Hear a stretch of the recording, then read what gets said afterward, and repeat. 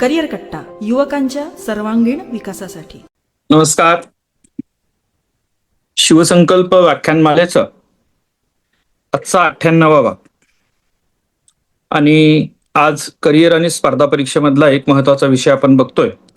Corporate work culture कसं असतं.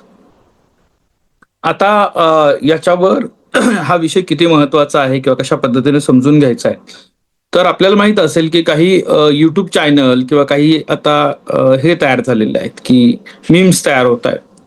Corporate बाबाजी नावाचा एक या ठिकाणी युट्यूबर देखील तयार आहे, कंटेंट क्रिएटर तयार आहे, असे बरेच लोक तयार झालेत. कारण का, तर हे एक मोठं जग आहे, हे एक मोठं जग आहे आणि त्याची काम करण्याची वेगळी अशी पद्धत आहे, हे लक्षात घ्या त्याच्यावरती. आणि हे कॉर्पोरेट कल्चर आणि निमशहरी आणि ग्रामीण भागामध्ये असणारे आपण सगळे विद्यार्थी याच्यामध्ये फार मोठा गॅप आपल्याला या ठिकाणी बघायला मिळतो.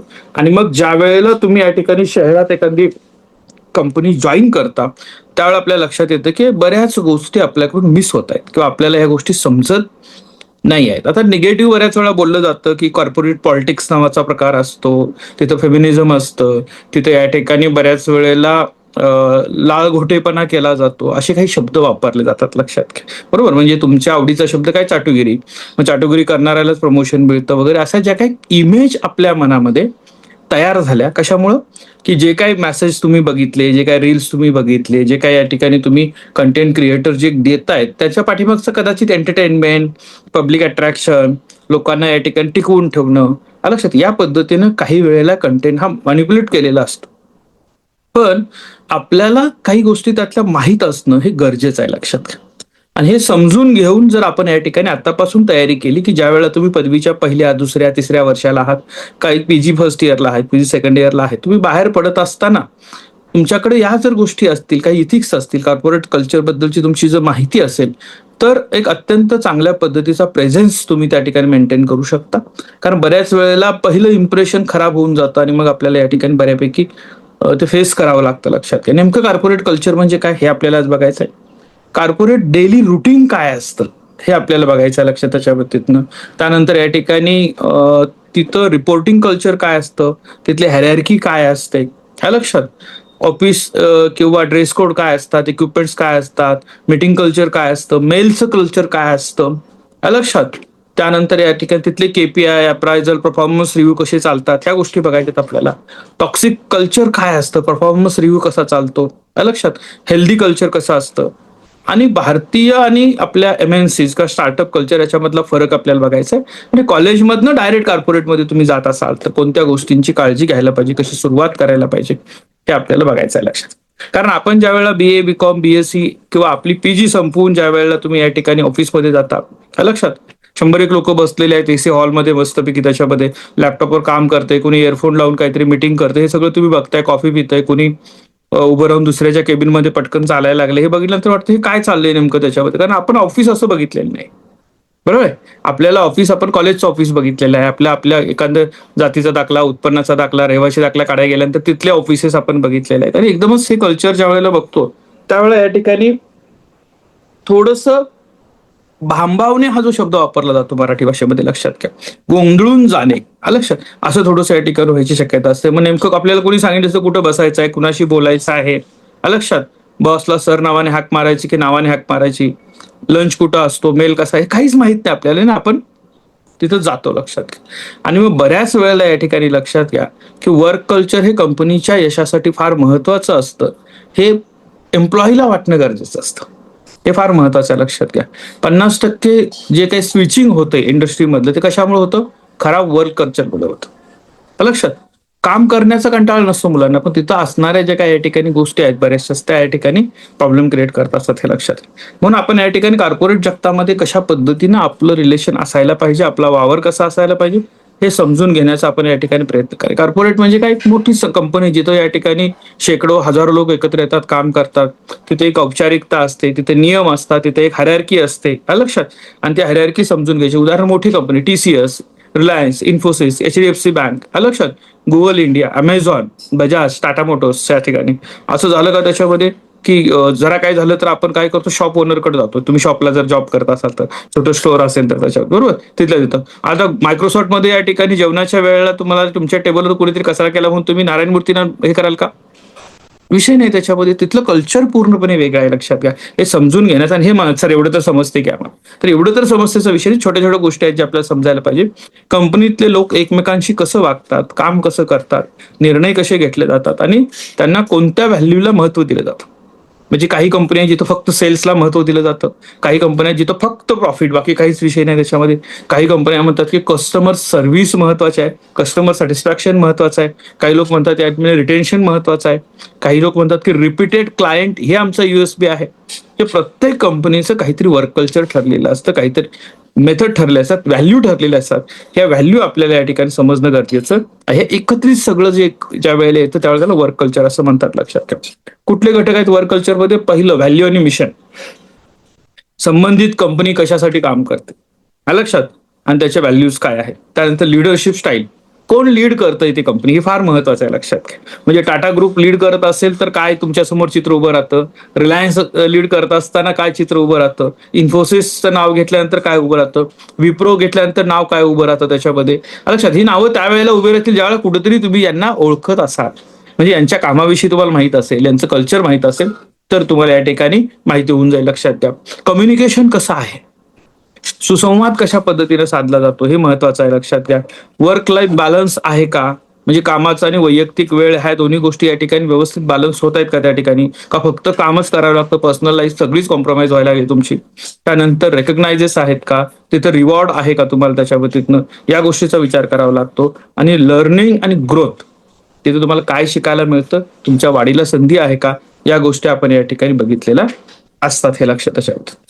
कॉर्पोरेट दिवसातलं म्हणजे या ठिकाणी काय असतं फरक, हे लक्ष त्याच्यावरतीतनं कॉर्पोरेटमध्ये आपल्याला, की साधारणतः 9 वाजता ऑफिसमध्ये पोहोचून बायोमेट्रिक हा विषय असतो. ईमेल आली, कॅलेंडर चेक करायचं की आज काय आहे तुमचं त्याच्यामध्ये. त्यानंतर एक स्टँडअप मीटिंग नावाचा प्रकार असतो, सगळेच उभं राहून एकत्र यायचं, काल काय झालं काय नाही याच्याविषयी आपली चर्चा, आजच्या वर्कची चर्चा करायची, निघून जायचं. 10 वाजल्यापासून 1 वाजेपर्यंत बघत सगळेजण कामात आपल्या आपल्या असतात, हे लक्षात घ्या. दिलेले टास्क कंप्लीट करणं, आपल्या ह्याच्यात राहणं. लंच ब्रेक 1 ते 2 जे काही तुमचा टायमिंग असेल त्याच्यामध्ये, मग कोणी कॅफेटेरियामध्ये जातं, कोणी बाहेर जातो, तो वेळ तुम्हाला दिलेला. पुन्हा या ठिकाणी 2 ते 4 मध्ये क्लायंट्स कॉल, टीम मीटिंग, या सगळ्या गोष्टी चालतात. 4 ते 5:30 पर्यंत तुमचं प्रोजेक्ट वर्क आणि रिपोर्टिंग चालतं, काय लक्षात. पुन्हा 5:30 ते 6 या ठिकाणी तुमचं उद्याचं प्लॅन काय करायचं आहे, आज दिवसभराचं काय झालं, रॅपअप करायचं असतं आज दिवसभरातलं. त्यानंतर पुन्हा स्टँडअप या ठिकाणी तुमची मीटिंग किंवा स्टेटस अपडेट आजच्या दिवसभराची घेणे, आणि 6 वाजता लॉग आउट करणे.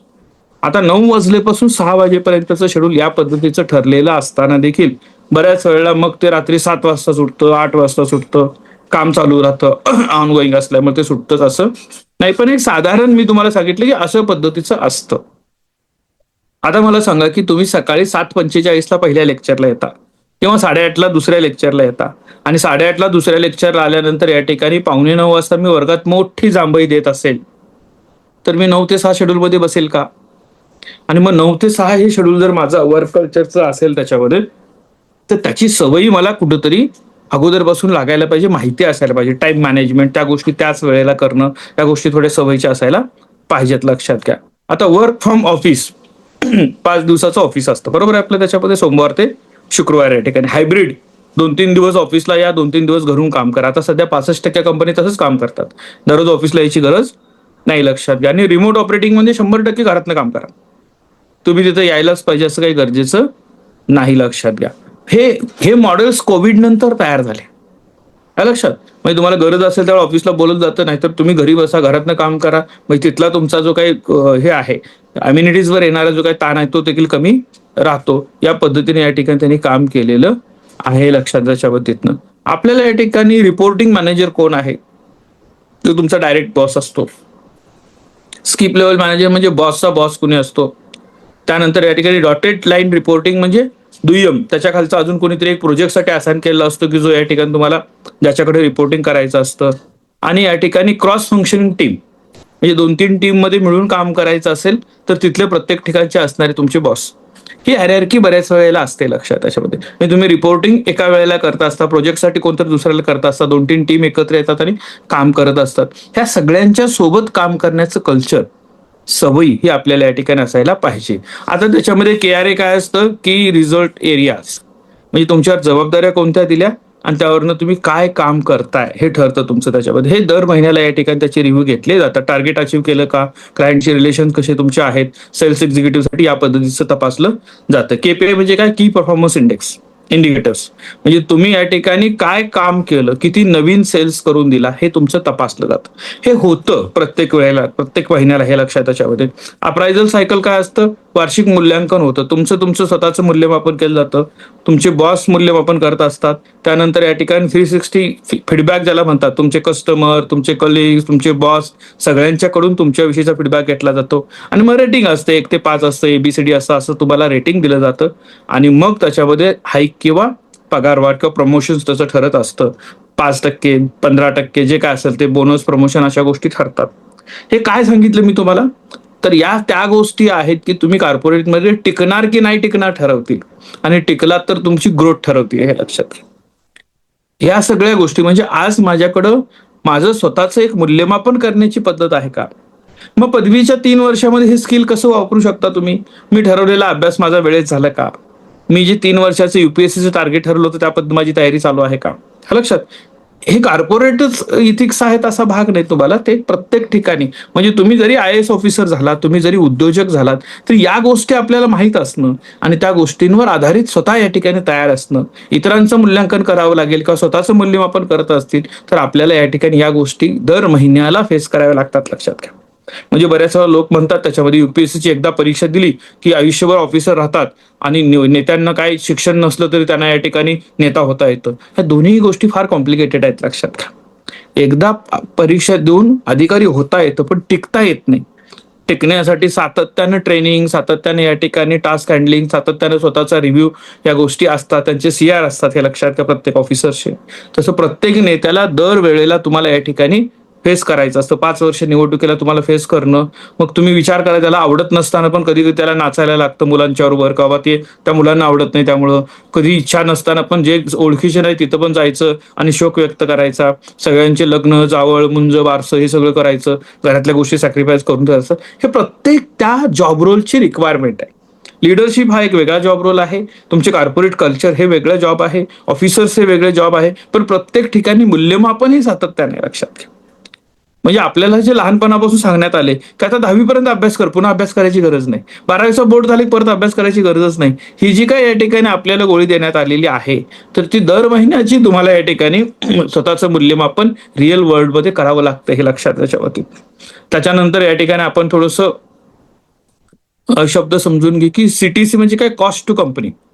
तुम्हाला जे काय या ठिकाणी पॅकेज दिलं जातं, तुमचा खर्च किती आहे कंपनीवर. इन हँड सॅलरी म्हणजे काय कन्सेप्ट आहे, TDS आणि PF कट होऊन आपल्या हातात येणारा पगार किती आहे. प्रॉव्हिडंट फंड म्हणजे PF त्याच्यामध्ये.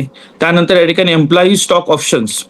त्यानंतर आपण या ठिकाणी यातल्या काही कन्सेप्ट आहेत की LOP म्हटलं तर loss to pay, learning and development.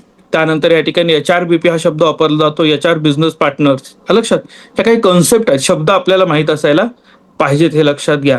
आपल्या त्या ऑफिसमध्ये वेळेवर पोहोचणं, ऑफिसचं या ठिकाणी रुटीन आणि त्याचे या ठिकाणी वार्तवणुकीचे 10 नियम बघायचे आहेत आपल्याला. आणि मग आपल्याला इतर काही चर्चा करायच्या आहेत, लक्षात घ्या. पहिलं काय की तुमचं या ठिकाणी ड्रेस कोड हा महत्वाचा आहे. एक तर पहिल्यांदा दिलेल्या वेळ पंचच्या 5 मिनिटं अगोदर पोहोचणं. ड्रेस कोड जो आहे तो फॉर्मल असला, तर बऱ्याच ठिकाणी तुम्ही बघता जेनजी आता काय करतात की ते म्हणतात की तुम्हाला काम पाहिजे आहे का ड्रेस पाहिजे आहे. माझ्याकडनं रिपोर्ट परफॉर्मन्स चांगला मिळतोय तर माझ्याकडे बाकीच्या गोष्टी मागू नका. हा बदलत चाललेला भाग जरी असला तरी तो टिकेलच असं नाही, लक्षात घ्या. तर तिथं या ठिकाणी फॉर्मल्स कसे असावेत याचे रूल्स आहेत, त्याच्यावर आपण लक्ष दिलं पाहिजे. बिझनेस कॅज्युअल्स कसे असावेत, म्हणजे स्टार्टअप असेल, IT असेल, लक्षात. कशा पद्धतीनं तुम्ही चाललात, कोणत्या ठिकाणी चाललेला आहात, त्या पद्धतीने तुमचा ड्रेसिंग सेन्स असतो. हे काही या ठिकाणी स्लीपर्स घालून जाणं, स्पोर्ट्स शूज घालून जाणं, ठीक आहे, विदाउट कॉलर T-शर्ट घालून जाणं, या गोष्टी प्रत्येक ठिकाणी सूट होतील का याचाही आपण विचार केला पाहिजे. त्या गोष्टी टाळण्यासारख्या आहेत, कुठल्या कुठल्या गोष्टी वेअर करायच्या आहेत हे समजायला पाहिजे, हे लक्षात. म्हणजे तुम्ही सॉफ्टवेअर इंजिनियर आहात तर स्किल नाही, तर तुम्ही ते दिसलं पण पाहिजे, वाटलं पण पाहिजे. या दोन्ही गोष्टी महत्वाच्या आहेत, हे लक्षात घ्या. त्यानंतर तुमच्या ईमेल रायटिंग बद्दल आपण स्पष्ट बघितलं की सब्जेक्ट लाईन काय असायला पाहिजे, तिथं डिअर सर की डिअर मॅडमच्या ऐवजी या ठिकाणी हाय कसं काय लिहायचं नाही, पॅरेग्राफ किती छोटे असायला पाहिजे, सीसी आणि बीसीसीचा काय वापर करायचा, रिप्लाय टू ऑल या ठिकाणी झालं नाही पाहिजे याची काळजी कशी घ्यायची. आलं लक्षात. कॅमेरा ऑन मीटिंगमध्ये असायलाच पाहिजे. तुम्ही स्वतः म्यूट असलं पाहिजे बोलत नसताना. अजेंडा तुम्ही वाचलेला असला पाहिजे. आलं लक्षात. फोन तुमचे सायलेंट मोडवर असले पाहिजेत. या छोट्या गोष्टी आहेत. आता त्या तुम्हाला कदाचित परिचित झाल्या असतील, कारण आपल्यातल्या काही लोकांना माहित आहे दररोज सकाळी 6:55 माझा व्हिडिओ ऑन पाहिजे, माझा कॅमेरा म्यूट पाहिजे. हे लक्षात घ्या. माझा मोबाईल मध्ये वाजला नाही पाहिजे. म्यूट असल्यानंतर मध्ये वाजत नाही त्याच्यामध्ये, पण गणेश मध्ये मध्ये मोबाईलवर काहीतरी करत असलेला आपला दिसतो त्याच्यामध्ये. लक्षात. ते ऑन असल्यामुळं बाकीच्या लोकांचं या ठिकाणी काय करायला कळत ते लोळतच बसलेले असू शकतात मोबाईल बघत त्याच्यामध्ये. पण हे काही इथिक्सचा भाग आहे, सवयीचा भाग आहे. तुम्ही जर त्या कॉलला अटेंड करताय तर तुमचा व्हिडिओ ऑन असायला पाहिजे. हे लक्षात. त्याच्यामध्ये गॉसिपिंग आपल्याला टाळणं फार गरजेचं असतं. कॉर्पोरेट कल्चरमध्ये सगळ्यात मोठे हर्डल्स काय आहेत? गॉसिपिंग. इतरांच्या विषयी त्याच्या पाठीमागे ज्यावेळेला आपण बोलायला लागतो त्यावेळेला आपल्याला बरेच अडथळे अडचणी यायला सुरुवात झालेली असते. हे लक्षात त्याच्या बाबतीतनं. त्यामुळे या ठिकाणी आपल्याला ते टाळायचं आहे. तिथे या ठिकाणी तुमचे जे सिनियर आहेत, जे बॉस आहेत, त्याच्याशी संवाद साधत असताना तिथलं कल्चर काय ते समजून घ्यायचं. सर म्हणतात, मॅडम म्हणतात, नावाने हॅक मारतात, तिथं काय आहे, कसं बोलवलं जातं हे शिकून घ्यावं लागणार आहे. लक्षात घ्या. त्यानंतर कधीही या ठिकाणी त्याला पुढे नाही जायचं, म्हणजे स्किप नाही करायचं. हायरार्कीमध्ये बॉस इज ऑलवेज राईट म्हणतात त्या पद्धतीने. लक्षात घ्या. एखाद्या वेळेस तुम्हाला असं जाणवतं की कंपनीचा लॉस होणार आहे, मी बॉसला जर आता नाही सांगितलं तर त्याच्यामध्ये त्याच्या वरच्या बॉसला हा जर ऐकत नाही तर, आणि तुम्ही त्याला स्किप करून वर गेलात तर लॉस थांबत नाही, पण तुमची या ठिकाणी सगळी डेव्हलपमेंट थांबून जाते. हे कॉर्पोरेट कल्चरमध्ये होत असतं. हे लक्षात. हेच याच्यामध्ये तुमचं अकॅडमिकमध्ये होत असतं, हेच पॉलिटिकल पार्टीमध्ये देखील होत असतं. त्यामुळे या ठिकाणी बॉस इज ऑलवेज राईट म्हटलं जातं. बातमी जी असते, चांगली असू दे वाईट असू दे, ती लगेच तुमची सांगितलं पाहिजे, आपल्याकडे ठेवायची नाही आहे. कंपनीची कॉन्फिडेन्शियल माहिती बाहेर चर्चा करायची नाही. नॉन डिस्क्लोजर अग्रीमेंट असतात, काय चाललंय काय नाही याच्याविषयी आपल्याला बाहेर म्हणजे ऑफिसवरून आले की कुठल्याही ऑफिसची चर्चा मित्रांच्या मध्ये बसून, मैत्रिणींच्या बरोबर बसून, घरी याचा काही संबंध नाही, तिथलं तिथं ठेवायला पाहिजे. हे लक्षात त्याच्या बाबतीतनं. त्यानंतर तुमच्या डेडलाईन पाळणं, उशीर झाला तर ते अगोदर कळवणं, उशीर होणार असेल किंवा काय असेल तर त्याच्यामध्ये. त्यानंतर तुम्हाला कुठल्याही पद्धतीचं या ठिकाणी तिथं भेद म्हणतात ना, धर्म, जात, लिंग, प्रदेश, मी महाराष्ट्रीयन आहे, तू उत्तर भारतीय आहेस, मी मराठी आहे, मी अमराठी आहे, हे सगळं कॉर्पोरेट कल्चरमध्ये नाही. तुमचं ग्रुपिझम झालं की तुम्हाला बाहेर फेकलं जातं. लक्षात. ह्या गोष्टी आपल्याला तिथं पाळायच्या आहेत. लक्षात. फोनवर बोलत असताना देखील या ठिकाणी जिथे एका हॉलमध्ये 100 लोक काम करत बसलेले आहेत, तिथे तुम्ही मोठमोठ्याने फोनवर बोलून चालेल का? काही लोक फोनवर बोलताना शेजारच्याला तिथं बसलेला ऐकू येत हा का बोलायला आलाय, तो समोरच्याला ऐकवायचं आणि त्यालाच येतं. लक्षात. हे स्किल आहे. लक्षात. ज्याला आता खास मित्र किंवा मैत्रीण आहे त्यांना ती सवय झालेली आहे, ते बोलत असतात त्याच्या बाबतीतनं शेजारच्याला काय ऐकू येत नाही. हे लक्षात त्याच्या बाबतीतनं. पण ही फोनवर बोलण्याची देखील एक या ठिकाणी वेगळी अशी स्किल आहे. पर्सनल कॉल बाहेर जाऊन घ्यावे लागतील. सोशल मीडिया ऑफिसच्या वेळेत आपल्याला टाळायचं आहे, कारण ते दिसतं ना. तुम्ही ऑफिसच्या वेळेमध्ये आहात तिथं कुणाच तरी कमेंट करताय जाऊन, त्याच्यामध्ये कुठेतरी या ठिकाणी तुम्ही एखादी पोस्ट शेअर करताय. लक्षात. फक्त स्क्रोलिंग करत असला तर ठीक आहे, पण स्क्रोलिंग जरी करत असला तरी तो वेळ तुमचा ऑफिसचा आहे, ज्यासाठी तुम्ही पैसे घेतात. हे लक्षात घ्या त्याच्यामध्ये. त्यामुळे तो वेळ तिथं वापरण्याची सवय आपल्याला असायला पाहिजे. हे लक्षात त्याच्या बाबतीतनं. आपण बऱ्याच वेळेला काय करतो की काही टॉक्सिक जे काही कल्चर असतं त्याच्यावर चर्चा जास्त करतो. म्हणजे बॉस नेहमी बरोबर, त्याला प्रश्न विचारू नका, बॉस इज ऑलवेज राईट म्हणतो त्याच्यामध्ये. तिथलं कल्चर असू शकतं एखाद्या ठिकाणचं. लक्षात. हे समजून घ्यायचंय. रात्री 11-12 वाजता कोणतरी या ठिकाणी मेल करेल, विकेंडला कॉल करेल तुम्हाला, त्याच्यामध्ये हे काम करायचे आहेत. सार्वजनिक ठिकाणी तुमचा अपमान केला जाईल. लक्षात. तुम्हाला या ठिकाणी ऑफिस पॉलिटिक्स काही ठिकाणी होत असेल, टीका होत असेल, कौतुक तुमच्या कामाचं होत नसेल, सातत्यानं तुम्हाला वीक मेंटॅलिटीचं असण्याचं जाणवून दिलं जाऊ शकतं. किंवा या ठिकाणी प्रमोशनचे क्रायटेरिया तुम्हाला माहित नसतात, कसे प्रमोशन व्हायला लागले त्याच्यावर. तिथनं पगारामध्ये या ठिकाणी तुम्हाला बऱ्याच वेळेला या ठिकाणी मतभेद किंवा भेदाभाव दिसतो त्याच्यामध्ये कामाच्या परफॉर्मन्सपेक्षा. त्याच्यामध्ये मायक्रो मॅनेजमेंट या ठिकाणी किंवा काही रिजिड पॉलिसी असतात. ते लक्षात घ्या. तिथं या ठिकाणी काम करणं या ठिकाणी थोडंसं अडचणीचं. पण त्याच्या बाजूला किंवा व्यवस्थित तुमचं या ठिकाणी कम्युनिकेशन आहे, फीडबॅक दिले घेतले जातात, जिथं अत्यंत चांगल्या पद्धतीने. चांगला बॉस कोणता की जो समोरच्याला बोलायचा स्कोप देतो, समजून घेतो आणि प्रॉब्लेम सॉल्व्ह करून पुढे जातो. असं बनता येईल का, असा प्रयत्न करूया किंवा समजून घेऊ त्याच्यामध्ये. कल्चर चांगलं असतं. लाईफ आणि वर्क लाईफ बॅलन्स म्हणजे सोमवार ते शुक्रवार भरपूर काम करा, शनिवार रविवार मी तुम्हाला डिस्टर्ब करणार नाही, तो तुमचा दिवस आहे. मग तुम्हालाही काम करायला संधी मिळते, लक्षात घ्या. रात्री बाबा 6 संपली, 6 नंतर मी तुला कॉल करणार नाही, तुझं तुझं या ठिकाणी असू दे. या ज्या काही गोष्टी असतात तुमच्या या ठिकाणी, तिथं तुम्हाला मेंटल सपोर्ट मिळतो, तुम्हाला मोटिवेट केलं जातं, तुम्हाला प्रोत्साहन दिलं जातं, तुम्ही काय करलाय काय नाही याच्यासाठी. तर या सगळ्या गोष्टी अत्यंत चांगल्या पद्धतीने जिथं असतील ते हेल्दी वर्क कल्चर असतं, हे लक्षात त्याच्याबद्दल. त्यामुळं आपल्याला काय ओळखायचं आहे, तर टॉक्सिक कल्चर असणारे रेड फ्लॅग जे आहे ते समजले पाहिजे. म्हणजे सारखं या ठिकाणी तुम्हाला तिथं स्विचिंग असतं, हा लक्षात. नेहमीच ओव्हर टाईम तुमच्याकडनं अपेक्षित धरलं जातं, जिथं तुमचं कौतुक केलं जात नाहीये, जिथं सातत्याने जेंडर, रिलिजन्स किंवा रिजन विसून या ठिकाणी तुम्हाला बॉस वेगळं केलं जातं, डिफरन्शिएट केलं जातं, लक्षात घ्या. मेंटल हेल्थकडे तुमच्या दुर्लक्ष केलं जातं. त्यानंतर या ठिकाणी काम समान आहे पण पगार असमान असतो बऱ्याच वेळा, लक्षात घ्या.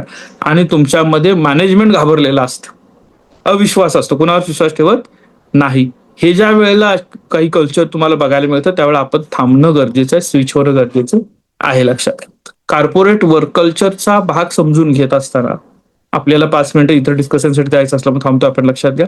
तर कॉर्पोरेट वर्क कल्चर असेल, तुमचा प्रशासकीय भागातला कामाचा भाग होता, शासनाचे बरेच विभाग कॉर्पोरेट पद्धतीने काम करायला सुरुवात झालेली आहे, लक्षात. भविष्य कालावधीमध्ये जाऊन तुम्हाला तुमच्या कॉलेजमध्ये एखादी हेल्पलाईन, कॉलेजमध्ये कस्टमर केअर असतं, तसं या ठिकाणी विद्यार्थी सुविधेसाठी एखादा ऑफिसर्स बघायला मिळेल की जो तुम्हाला कन्सल्ट करेल. आता बऱ्याचशा युनिव्हर्सिटीमध्ये ती सोय आहे, फ्रंट डेस्क ऑपरेटर त्याला म्हणतात, लक्षात घ्या. तो पुढे बसून या ठिकाणी तुमच्या येणाऱ्या प्रत्येकाला उत्तर देणं, सांगणं हे करत असतो.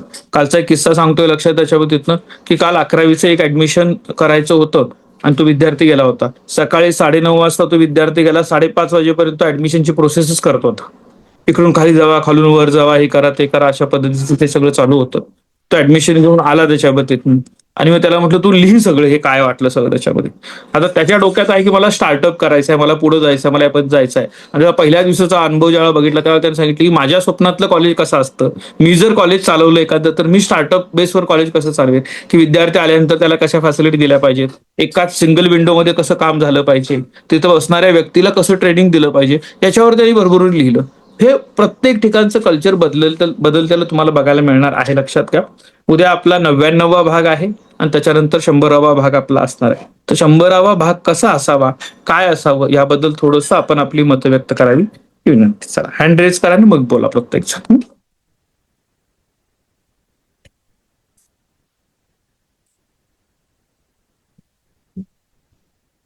कुणाला बोलायचंय का?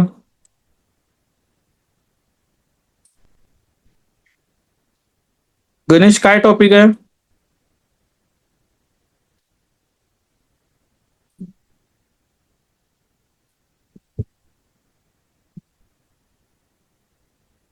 काहीच नाही अपेक्षित तुम्हाला?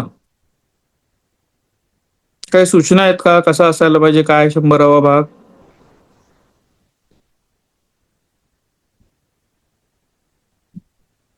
अरे विनाकारण 2 तास 2 मिनिटं दिली तुम्हाला, मग काही बोलायचंच नसेल तर.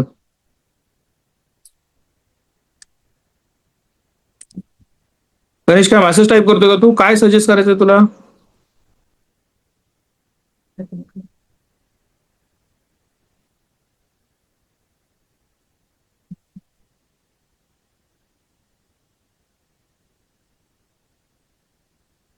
चालेल, तुमच्या कोणाच्या, हा श्रद्धा.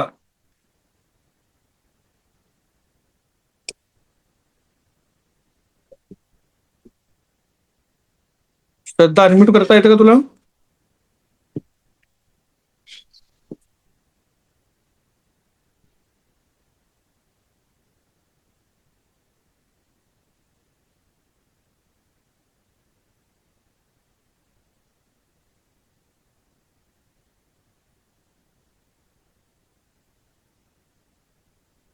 श्रद्धाला अनम्यूट करता येत नाही. माझी रिक्वेस्ट पाठवताल तर बघ तिला. पाठवली आहे सर. बर,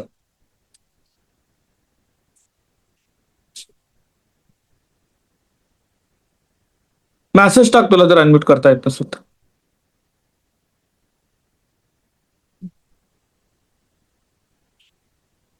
चालेल. अजून कुणाला बोलायचं आहे का? चला, तुम्हाला मी संधी दिली होती, तुमच्याकडून काहीच त्याच्यात ऑप्शन आलेले नाहीये. तर मी काही प्राध्यापक प्राचार्य आहेत त्यांच्याशी बोलतोय आणि 100वा जो विशेष भाग आहे तो कसा असायला पाहिजे याच्याविषयी आपण या ठिकाणी एक माइलस्टोन आपलं पूर्ण होतंय. सगळ्यात महत्वाचं तुमचं सगळ्याचं अभिनंदन या ठिकाणी, की आपण सातत्यानं हे 35-40 लोक जे आहेत ते आहेत हे लक्षात घ्या. गेल्या वेळेचं टार्गेट होतं की आपण 90 दिवस सेलिब्रेट करण्यासाठी आपण वेगवेगळ्या पद्धतीने या ठिकाणी बोलत होतो, करत होतो त्याच्यामध्येतनं. आणि काही या ठिकाणी पुढचे जे काही या ठिकाणी 100-265 दिवस राहिलेले आहेत, तर 100 कसे गेले हे आपल्याला कळत नाही. पटदिशा आपले निघून गेले, रुटीनचा भाग झालेला असल्यामुळे. तुमच्यातल्या बऱ्याच लोकांना हे माहीत झालं असेल की आपल्याला बाबा पहिल्या 90 दिवसाची सवय झाली होती, त्यामुळे हे पुढचं आपल्याला अजिबातच हे वाटलं नाही, हे लक्षात घ्या. तर आज उपस्थित सगळ्यांचंच मनपूर्वक आभार. उद्या 99व्या जो दिवस आहे, त्या सूचना आलेत. अहिल्याबाई होळकरांच्या विषयी जयंतीविषयीची माहिती आपल्याला अपेक्षित आहे, किंवा वर 2-3 टॉपिक झालेत ते बघूया. 100वा दिवस थोडासा वेगळा, एखादा गेस्ट कोणी बोलवता येईल का असा पण मी प्रयत्न करणार आहे, हे लक्षात येईल. ठीक आहे. तर आज उपस्थित सगळ्यांचा मनपूर्वक या ठिकाणी आभार मानून आजचं सत्र संपलं असं जाहीर करतो. धन्यवाद.